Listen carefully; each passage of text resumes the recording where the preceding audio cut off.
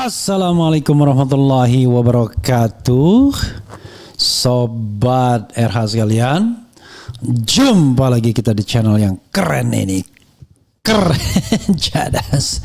Ya, Sobat RH sekalian, ini ada berita ya menarik dari ex atau mantan Hakim Agung Dwi Cahyo yang mengatakan bahwa pengadilan bisa perintahkan jemput paksa Jokowi di sidang Roy Suryo. Ya, ini menarik.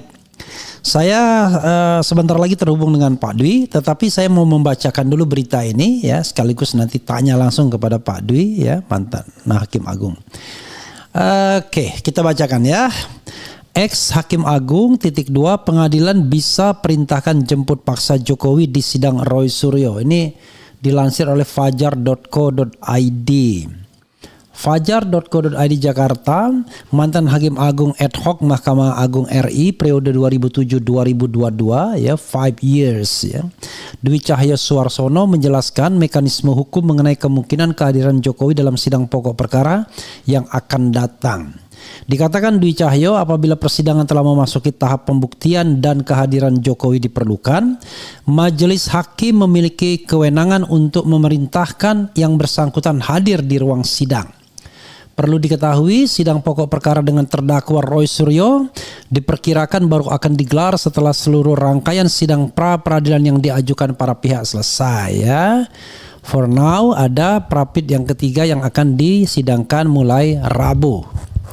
Hingga kini Pengadilan Negeri Jakarta Timur belum menetapkan jadwal pasti sidang dakwaan karena masih menunggu proses pra peradilan rampung.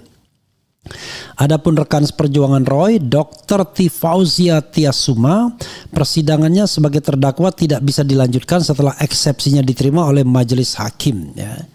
Majelis Hakim PN Jakarta Timur mengatakan bahwa dakwaan terhadap Dr. Tifa itu adalah batal demi hukum, null and void. Oke, kita lanjutkan ya. Hakim berwenang memerintahkan kehadiran Jokowi. Dwi Cahyo menegaskan kehadiran Jokowi dalam persidangan bukan semata-mata bergantung pada kehendak pribadi. Oke, melainkan dapat menjadi bagian dari kewenangan majelis hakim apabila dianggap diperlukan untuk pembuktian. Harus datang dong, itu menjadi satu kewenangan hakim untuk memaksa Pak Jokowi hadir, ujar Dwi Cahyo dikutip fajar.co.id.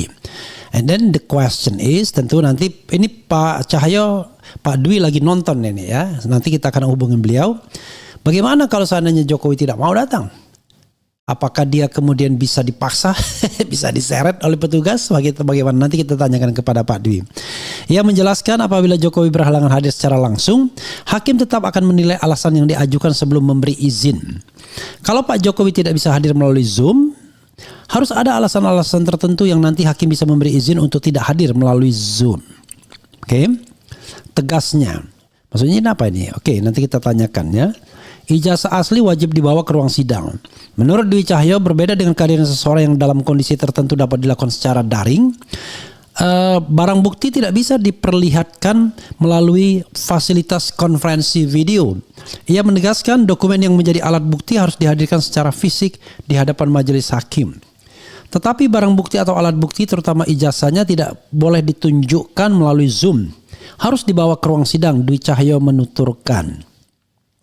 Barang bukti atau alat bukti tidak bisa ditunjukkan dengan Zoom tapi harus dibawa ke ruang sidang, tambahnya. Jaksa diminta hadirkan dokumen asli. Lebih lanjut, Dwi Cahyo menyebut kewenangan menghadirkan barang bukti berada di tangan penuntut umum. Karena itu ia memandang jaksa harus memastikan dokumen yang dipersoalkan benar-benar dihadirkan di persidangan apabila telah menjadi alat bukti. Jaksa harus berani mengambil ijazah aslinya Jokowi sebagai barang bukti atau alat bukti terangnya. Oke. Dwi Cahyo juga menanggapi kemungkinan tindakan hukum apabila pihak yang dipanggil tetap tidak memenuhi panggilan persidangan. Baginya apabila alasan ketidakhadiran tidak dapat diterima oleh majelis hakim, langkah pemanggilan paksa dapat dilakukan sesuai kewenangan yang dimiliki pengadilan.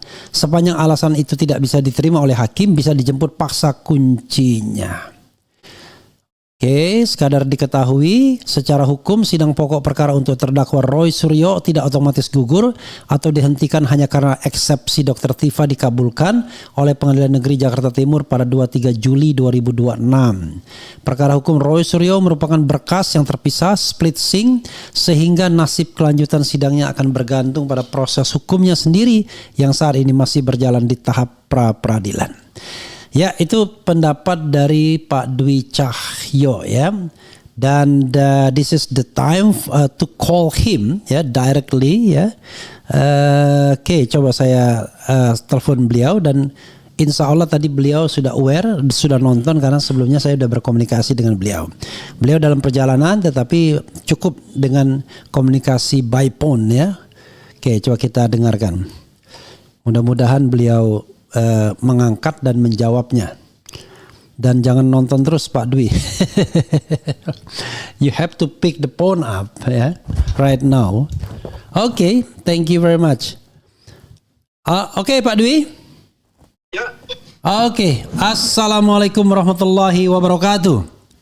Waalaikumsalam warahmatullahi wabarakatuh. Okay, finally I call you ya. Makasih banyak bisa join di RH Channel karena tadi saya tertarik membacakan pendapat Anda bahwa pengadilan bisa perintahkan jemput paksa Jokowi di sidang Roy Suryo ya. Asumsinya sidang Dr. Tifa sudah selesai ya, the game is over. Tapi di sidang Roy Suryo belum masuk pada pokok perkara. Pak Dwi, kelihatannya ini lagi dalam perjalanan Pak Dwi ya? Ya. Tapi sehat kan? Alhamdulillah. Alhamdulillah. Sehat terus dong. Voice nggak ada masalah kan? Nggak ada, clear. Hah? Apa? Clear. Apa? Bagus. Voice bagus. Iya. Malah di sini katanya handphonenya gedein lagi, padahal di sini sudah maksimum.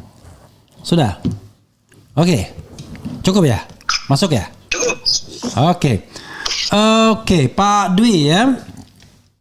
Saya lihat kemarin kayaknya sibuk ya. Ada gugatan atau permohonan yang diajukan ke pengadilan terkait dengan terkait dengan Gibran, Jokowi atau apapun, Pak Dwi? Gibran ya. Gibran. Kemana? Ya, saya sedang mengadvokasi Bu Mercy ya. Salah satu pendiri pendidikan ya. Dia punya program pendidikan homeschooling dan dia itu ketua homeschooling di Indonesia gitu. Iya. Jadi karena merasa perlu ya, karena yang Bu Mercy lihat itu adalah ketidakadilan di mana seseorang bisa mendapatkan sertifikat penyetaraan tanpa ada persyaratan-persyaratan yang harus dipenuhi di dalam Undang-Undang Kemendikdasmen. Oke. Itu ceritanya. Itu apa? Gugatan ke Petun, ke PN, kemana? Atau permohonan? Petun. Oh, ke Petun ya? Iya. Gugatan ke Petun ya? Tapi bukan saya lawyernya ya, jangan salah ya. Iya. Saya hanya mengadvokasi Bu Mercy-nya saja, tapi ada lawyer-lawyernya memang mendampingi. Kalau saya nggak turun lah, saya mengadvokasi aja. Oke, ikut mengadvokasi ya? Ya. Ikut mengadvokasi dan mengglorifikasi. Mengglorifikasi. Biar everybody aware about this that ya kan? Oke. Oke. Pak Dwi, tolong pertanggungjawabkan pernyataan Anda bahwa Jokowi bisa dipaksa hadir seandainya sidang masuk pokok perkara di mana Roy Suryo didakwa, kemudian let's say misalnya ya, ini kita bicara asumsi ya, eksepsi ditolak ya, lalu kemudian dilanjutkan pada pokok perkara dan tibalah pada nanti pemeriksaan saksi, didahulukan saksi pelapor atau saksi pengadu, dan everybody is waiting for Jokowi ya kan, attending before the court ya. Jadi mereka berpikir gimana caranya nih Pak Jokowi ini bisa hadir di persidangan dan menunggu ya kan. Gara-gara bicara tentang Jokowi hadir tidak hadir di persidangan, fitnah muncul di mana-mana. Nah sekarang coba Anda kasih sebuah pemaparan yang convincing bahwa memang itu bisa dilakukan. Ya oke. Assalamualaikum warahmatullahi wabarakatuh. Waalaikumsalam warahmatullahi wabarakatuh. Jadi gini Bang Refli, ketika nanti masuk ke proses peradilan pidana, untuk membuktikan alat-alat bukti, kemudian untuk mendapatkan satu keterangan saksi, tentu hakim mempunyai kewenangan di situ yang diatur dalam KUHP. Kewenangan hakim adalah satu, hakim harus berani untuk bisa meminta menghadirkan saksi-saksi yang sudah diperiksa oleh Polda Metro Jaya. Kemudian kedua, hakim juga harus berani meminta bukti-bukti yang dijadikan persoalan atau bukti-bukti yang mendukung kasus yang menjadi menjadi persoalan yang sekarang sedang diproses di dalam peradilan pidana. Nah, ketika itu ada yang menolak untuk tidak hadir, maka itu harus diberikan satu alasan-alasan. Saya bicara saksi dulu ya. Ya, saksi aja. Khusus Pak Jokowi aja dulu. Kita ceritakan. Khusus Pak Jokowi. Pak Jokowi aja ya. Ya, baik. Jadi Pak Jokowi itu bisa dihadirkan oleh pengadilan karena Pak Jokowi adalah saksi pelapor. Ya, yang kemudian saya baca isu bahwa Pak Jokowi bukan saksi pelapor. Saya nggak tahu. Katanya ajudan yang melapor, bukan Pak Jokowi. Tapi setahu saya adalah Pak Jokowi adalah saksi pelapor. Maka hakim berhak untuk memanggil ya dengan panggilan pertama, kedua, dan ketiga. Jika tidak hadir, maka hakim berhak untuk melakukan penjemputan. Dalam arti pemanggilan paksa penjemputan itu. Diperintahkan kepada jaksa untuk menghadirkan saksi pelapor. Dalam hal ini adalah Pak Jokowi. Dan itu jaksa harus tunduk pada perintah hakim. Tidak punya alasan apapun ya ketika nanti Pak Jokowi tidak hadir tanpa bukti-bukti yang bisa dipertanggungjawabkan ketidakhadirannya itu. Contoh seperti Pak Jokowi dikatakan Pak Jokowi sakit umpamanya. Ya kan, ya kita ingat dulu waktu zamannya Pak Harto ya. Pak Harto kan juga sempat tidak hadir di pengadilan karena sakit dirawat. Bisa saja ini terjadi kepada Pak Jokowi. Ya, ketika nanti hakimnya berani untuk memaksa saksi pelapor hadir. Tidak ada pengecualian di depan hukum. Semua sama. Yeah. Jadi hakim di sini memang harus mempunyai satu etikat baik dan satu keberanian demi untuk mendapatkan kebenaran material. Itu Bang. Oke. Tadi Pak Dwi menyebut dasar hukum KUHP ya. KUHP baru Kitab Undang-Undang Hukum Acara Pidana Undang-Undang Nomor 20 Tahun 2025. Agar tidak memunculkan keraguan-keraguan, kira-kira di pasal mana yang menyebutkan kewenangan hakim untuk bisa dalam tanda kutip memaksa Pak Jokowi hadir itu, Pak Dwi? Aduh, pasal berapa itu ya? Saya pernah baca, tapi saya lupa tuh. Mesti buka lagi. Iya. Saya pernah baca, tapi ada. Oke ya. Tapi ada itu. Oke, tapi ada ya. Oke. Ada. Cuma saya lupa. Takut nanti saya sebutkan, takut salah. Oke. Saya mesti buka buku dulu. Karena kan tentu saya pernah membaca itu. Oke, karena kan tentu kalau kita bicara tentang kewenangan untuk memaksa ya saksi pelapor, saksi pengadu hadir, tentu harus ada dasar hukumnya ya. Dan kalau seandainya tidak ditaati, tidak ada alasan yang memadai, ya bisa dipaksa, bisa dilakukan upaya paksa untuk hadir. Tapi ini masih PR Pak Dwi nih untuk menyebutkan dasar hukumnya kan begitu? Iya. Oke. Saya tuh kemarin udah nulis loh. Iya. Saya kemarin tuh udah nulis, saya akan mau kirim ke ini, mau saya kirim ke media, ya, ke Tempo sama ke apa tuh namanya tuh, bukan Tribun, bukan. Ya. Suara Rakyat. Saya mau kirim ke Tempo sama ke Suara Rakyat itu. Saya udah persiapkan itu. Nanti kalau Bang Refli mau baca boleh saya kirim juga nanti itu. Oke. Ya. Oke. Berikutnya adalah mengenai begini. Kita bicara mengenai kemungkinan eksepsi ya. Kalau misalnya eksepsi terhadap Dr. Tifa diterima, bagaimana skenarionya terhadap kemungkinan eksepsi kalau seandainya diajukan oleh Rosario, Pak Dwi? Nah, ini memang ada satu langkah hukum yang nanti memerlukan satu satu penanganan yang sebenarnya sudah diatur juga di dalam KUHP. Hanya sedikit memerlukan waktu ya, karena gini, kalau kita di KUHP yang baru itu di pasal 206 kalau nggak salah ya, 206 ya. Di pasal 206 itu ketika nanti eksepsi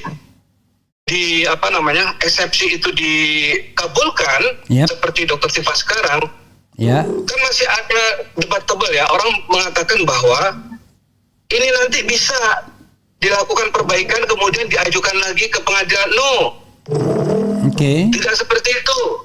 Oke.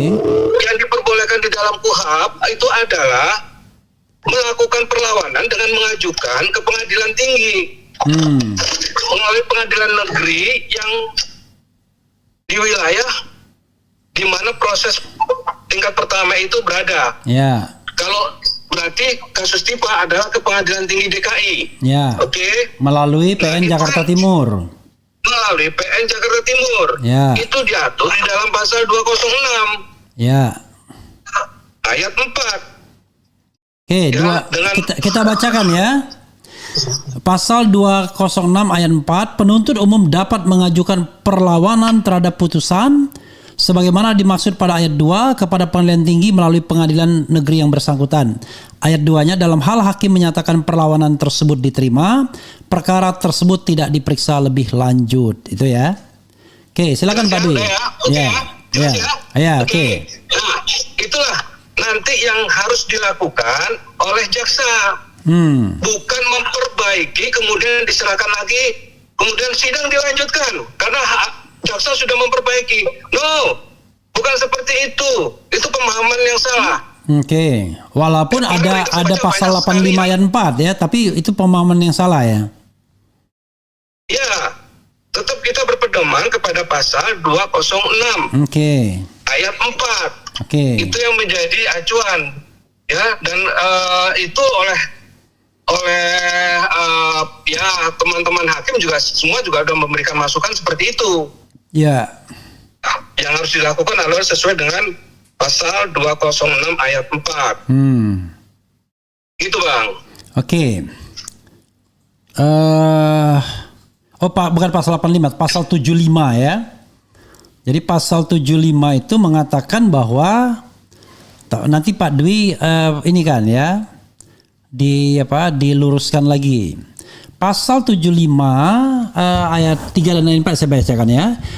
Surat dakwaan yang tidak memenuhi ketentuan sebagaimana dimaksud pada ayat 2 huruf B batal demi hukum. Jadi harus cermat, jelas ya, tidak pasal undang-undang yang dilanggar, tanda tangan penuntut macam-macam lah syarat surat dakwaan. Yang tidak memenuhi ketentuan kemudian batal demi hukum atau null and void ya. Karena ayat 4 dalam hal surat dakwaan batal demi hukum, kemudian hakim memberikan kesempatan satu kali kepada penuntut umum untuk memperbaiki dan mengajukan kembali surat dakwaan kepada pengadilan negeri. And then kita tahu kemarin hakim tidak memberikan kesempatan itu, ya kan? Hakim tidak membicarakan kesempatan, bahkan hakim cuma mention pasal 206. Itu gimana Pak Dwi? Ya, itu sudah benar. Ya.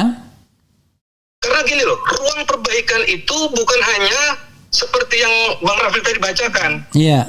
Ya, memperbaikan kemudian diajukan lagi. Bukan hanya itu. Ruang perbaikan diberikan juga dengan cara perlawanan. Gitu loh.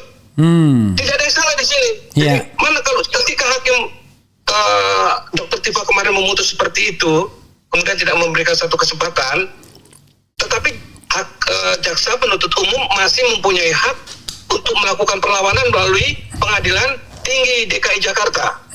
Itu yang harus ditempuh oleh JPU Oke.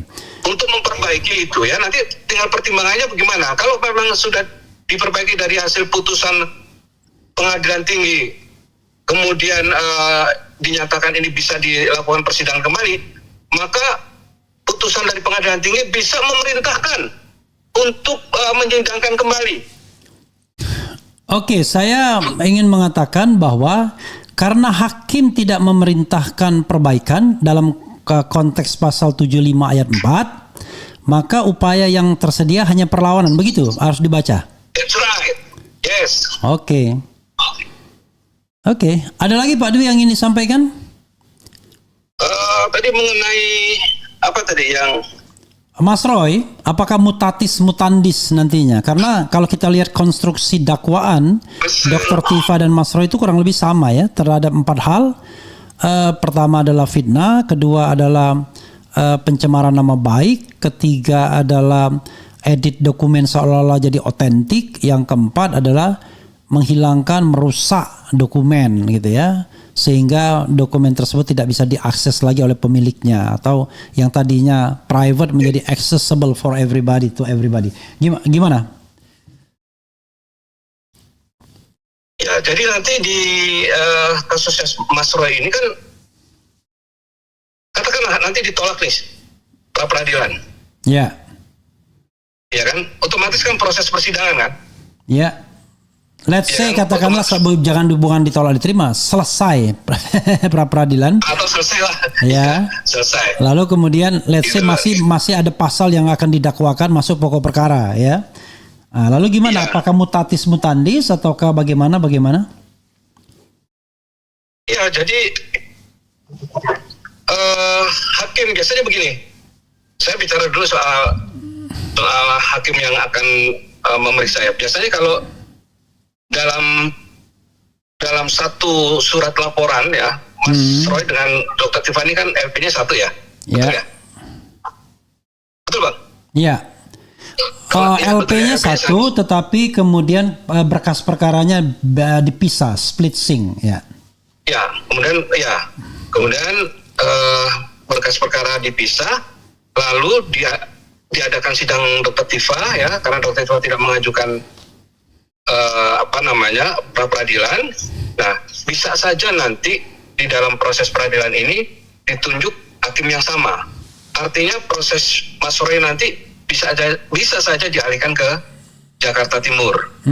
Seperti Dr. Tifa dengan majelis hakim yang sama. Gitu. Biasanya Mahkamah Agung dia mengeluarkan surat ya melalui Ketua Mahkamah Agung seperti Dr. Tifa kemarin, itu dengan beberapa pertimbangan tentunya. Pertimbangan antara lain supaya tidak terjadi disparitas putusan, sehingga lebih baik diserahkan kepada satu hakim yang sama ketika dakwaan pasal-pasal yang didakwakan kepada terdakwa adalah juga sama. Jadi tidak ada, menurut saya, ya pasti nanti kalau menurut saya ini masuk kepada peradilan Jakarta Timur juga, ya seperti Dr. Tifa gitu dengan hakim yang sama. Ya. Kalau kita lihat di awal sependek pengetahuan saya memang hanya ditunjuk satu majelis hakim yang ditugaskan untuk melakukan proses penuntutan ya pendakwaan terhadap Roy Suryo dan kawan-kawan kan. Jadi artinya kan sebenarnya memang awalnya memang satu majelis hakim, tetapi tidak tahu setelah kemudian kasus jalan berbeda karena Mas Roy melakukan pra peradilan. Halo, Pak Dwi? Bagaimana? Halo. Iya, saya katakan awalnya sependek pengetahuan saya memang satu majelis hakim. Karena waktu itu asumsinya memang ada beberapa agenda yang kemudian akan dibarengkan, misalnya pemeriksaan saksi dan ahli. Tapi sekarang kita tidak tahu setelah jalan berbeda waktu ini kan, gitu informasinya kira-kira begitu. Tapi menurut Pak Dwi tadi mengatakan bahwa agar tidak ada disparitas dalam putusan, maka sebaiknya hakimnya sama gitu ya. Betul.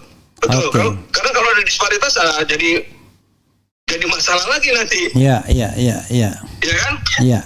Jadi ribut lagi nanti. Waduh, ini kok beda-beda nih putusannya. Ya sebaiknya memang hakim yang sama, dan selalu memang begitu kalau di Mahkamah Agung. Ketika itu ada kejadian yang di mana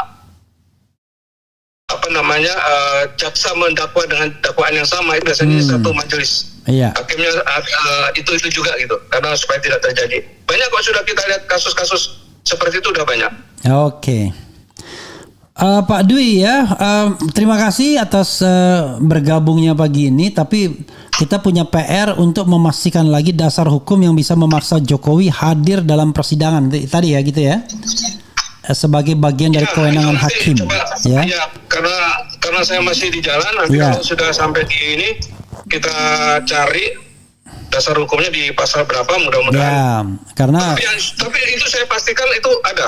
Oke. Tapi yang paling penting kita tunjukkan ke orang lain bahwa ada dasar hukumnya, dan mudah-mudahan kemudian masuk pokok perkara ya. Itu harapan sebagian orang. Tapi the problem is, kalau kita sebagai lawyer kemudian mengajukan nota perlawanan atau eksepsi, salahnya di mana Pak Dwi? Bagaimana? Kalau misalnya ya kan, Mas Roy mengikuti jejak Dr. Tifa mengajukan eksepsi atau nota perlawanan, salahnya di mana? Ya sebenarnya tidak bisa dikatakan salah atau benar, karena itu kan hak terdakwa ya. Hak terdakwa untuk mengajukan eksepsi yang memang dimungkinkan oleh undang-undang atau diatur di dalam undang-undang. Jadi tidak ada bisa dikatakan bahwa ini salah atau benar gitu.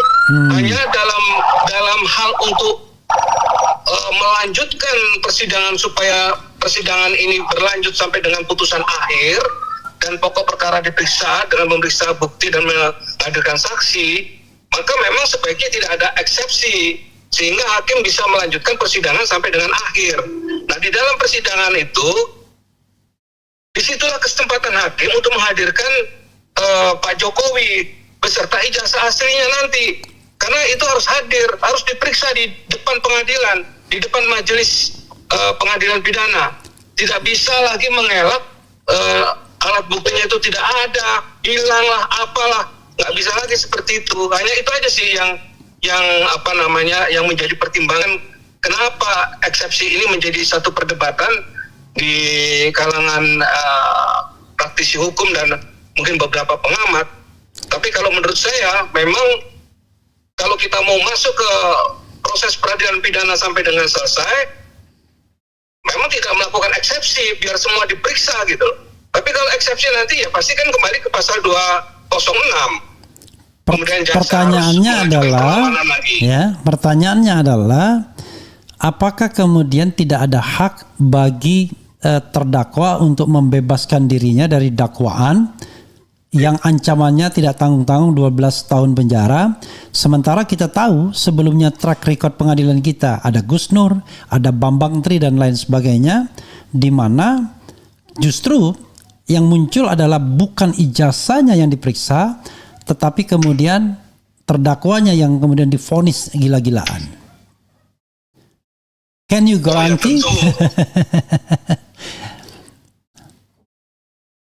Gimana Pak Dwi?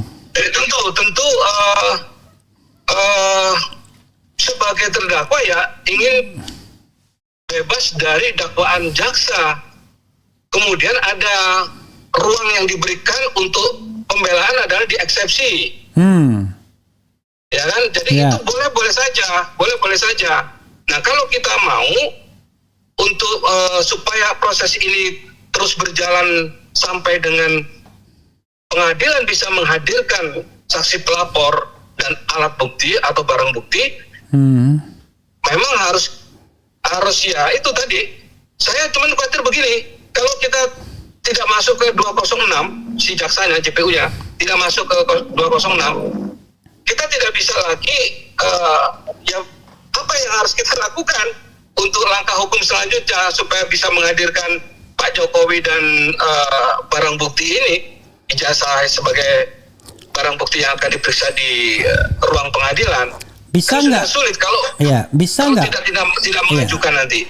Saya paham pemikiran Pak Dwi ini mewakili satu perspektif ya, bisa dibilang perspektif massa ya. Jadi crowd perspektif, yaitu perspektif yang menginginkan ada pertandingan, ada kehadiran Pak Jokowi. Tapi di sisi lain, apakah tidak berempati terhadap korban kriminalisasi? Kalau kita meyakini bahwa menyampaikan pendapat itu adalah hak konstitusional dan kemudian dikriminalisasi sampai kemudian menjadi terdakwa, apakah kemudian kita terus mendorong agar yang bersangkutan terus menyandang status terdakwa sampai kemudian berdarah-darah dengan resiko 8 sampai 12 tahun penjara? This is the question. This is the ethical question. Ya, sekali lagi saya katakan Bang bahwa terdakwa punya hak untuk membela dirinya, ya. Karena apalagi dengan hukuman-hukuman yang cukup berat ya Bang ya. Ya. Itu semua rata-rata di atas 5 tahun kan. Ya. Ya. Jadi tidak ada yang salah. Sekali lagi saya katakan tidak ada yang salah mengenai itu. Gitu. Ya. Jadi kalau ada orang beranggapan bahwa loh ini gimana sih gitu loh. Kok cari aman karena ada yang bicara begitu barangkali ya. Iya. Cari aman, bukan mencari aman gitu. Tetapi memang itu adalah hak terdakwa untuk membebaskan diri dari dakwaan-dakwaan yang didakwakan pasal-pasal yang cukup memberatkan dirinya. Sehingga kewajiban terdakwa ya untuk melakukan eksepsi itu. Iya. Nah, tapi persoalannya kan tidak hanya berhenti di situ, Pak.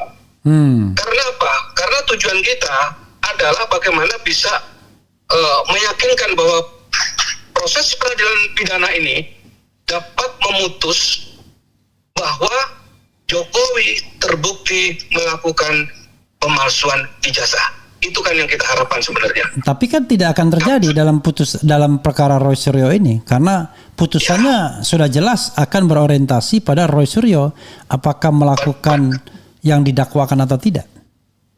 Iya. So, nanti ini kan pasti akan sama. Saya yakin putusannya akan sama dengan Dr. Tipa, Bang. Iya. Bang Refli. Kenapa misalnya Pak Dwi ya, misal ya, kenapa kita tidak mendorong upaya Rizal Fadila yang mengadukan penggunaan dokumen palsu atau ijazah palsu ke Bareskrim Mabes Polri untuk menjadi langkah yang tepat untuk pembuktian ijazah dan sekaligus menghukum kalau memang harus menghukum orang yang melakukannya, siapapun dia. Ya, jadi gini Bang, saya sudah sampaikan ke teman-teman ya. Ya. Ke teman-teman sudah boleh tanya dengan teman-teman itu. Ya. Ya kalau ini tidak bisa lagi, karena banyak yang tanya bagaimana ini Pak, gitu, memungkinkan nggak soal Mas Roy dengan Dr. Tifa ini berlanjut? Saya bilang ya sudah, katakan ini tidak bisa berlanjut. Ya, karena skenario ini sudah seperti ini. Ya. Masih ada 2 persoalan saya bilang gitu ya. 2 persoalan, dan 1 adalah menyangkut masalah ijazahnya Gibran. Ya. Ada 3. Iya. Nah 2 ini itu sedang kita ajukan di Pengadilan Jakarta Pusat, adalah perbuatan melawan hukum tentang legalisir soal ijazahnya Jokowi. Ya. Dan dekan yang menandatangani itu. Kemudian yang kedua itu adalah Rizal Fadila CS. Ya, tim pemburu ijazah palsu. Kita harus dorong supaya ini bisa berlanjut. Jadi tidak selama ini sudah dilakukan, Dumas pertama itu tidak ada reaksi apa-apa. Ya, Dumas pertama. Dan terus mengajukan ini ke Dumas lagi, ini yang kedua, ya, dengan ditambah dengan beberapa barang bukti ya, dan beberapa video melalui flash disk itu sudah dikopi, kemudian diserahkan ke Bareskrim, dan kita tunggu nanti kelanjutannya seperti apa. Nah ini yang harus kita dorong. Saya yakin Bang Refli bahwa terutama di Jakarta Pusat ini, ya, di Jakarta Pusat ini saya juga sudah menduga ini.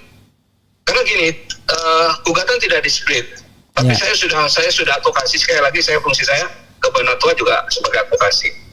Saya sudah memberikan advokasi bahwa ini harus sesuai dengan lokus delicti. Jadi di mana peristiwa itu terjadi dan waktunya adalah di mana tempat di kejadian itu dilakukan. Jadi UGM harus di Jogja. Kemudian yang Solo, yang pencalonan wali kota Solo itu harus di Solo. Nah, ini semua dijadikan satu di Jakarta Pusat. Maka ada kemungkinan kalau ini tidak diperbaiki gugatannya di Jakarta Pusat, saya yakin akan di NU. Gitu. Ya, jadi memang harus di-split gugatan ini. Nah, mudah-mudahan ini bisa berhasil. Yang gugatan legalisir dan tanda tangan dekan yang tidak sesuai ini, mudah-mudahan dapat berhasil. Dan juga kalau di KPP sudah kita ajukan kemarin, saya yakin sudah itu akan bakal ditolak karena Ketua Majelis Hakim sudah menyampaikan bahwa ini salah begini. Jadi saya udah bisa baca putusannya di DKPP. Nah, kemudian yang satu lagi adalah di di Rizal Fadilah. Nah, dua ini memang harus berjalan simultan. Sehingga kita tinggal menunggu nanti hasil dari proses peradilan pidana ini, terutama di tempatnya si Rizal Fadilah CS, ya jalan atau tidak. Kalau Bonatua sudah jalan, ya kan, sudah berproses di pengadilan Jakarta Pusat. Nah, kita tinggal berharap ini, kalau nanti ini juga katakanlah gagal, Bang.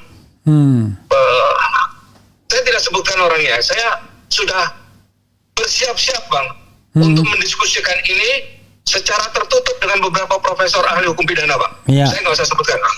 Karena dia sudah beliau sudah menghubungi saya 2 hari yang lalu untuk mengajak diskusi.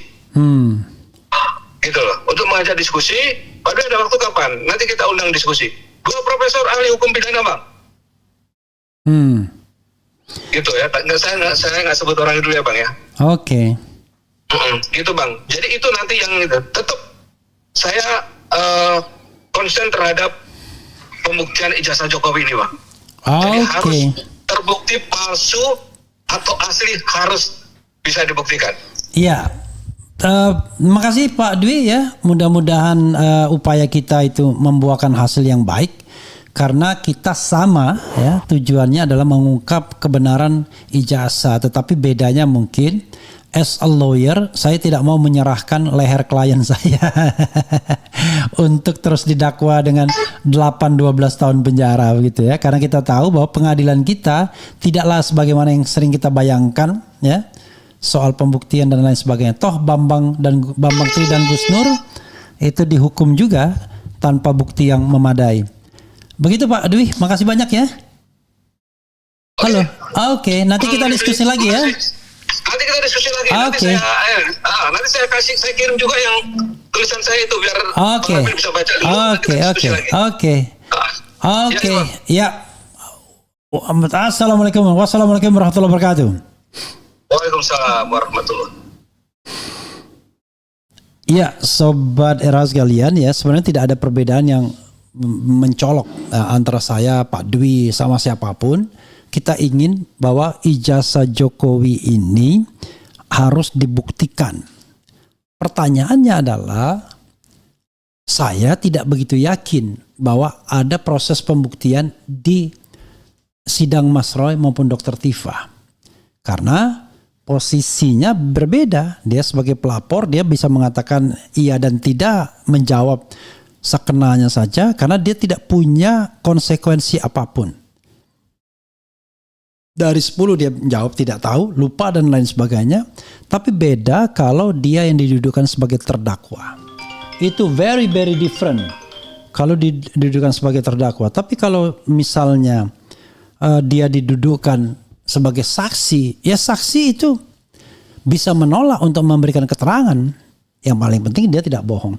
Begitu sobat RH sekalian ya. Mudah-mudahan paham bahwa kita ingin mengungkapkan kebenaran tapi tidak dengan cara menyetorkan leher orang.